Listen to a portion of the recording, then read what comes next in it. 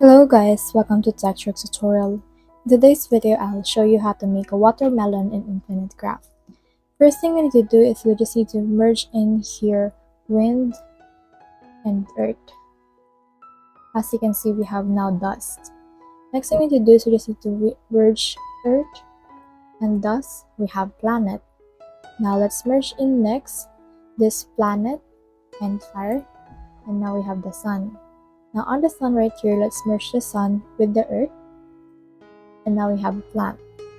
Next thing we need to do is we just need to merge plant and sun, and now we have a tree.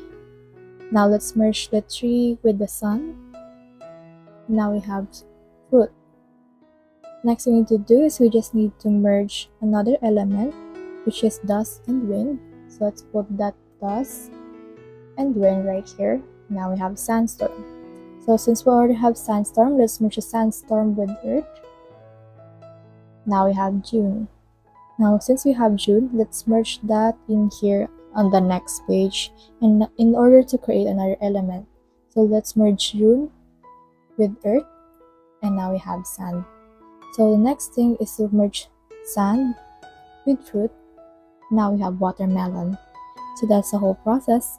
If you have any questions, comment down below and we'll try our best to answer. Thanks!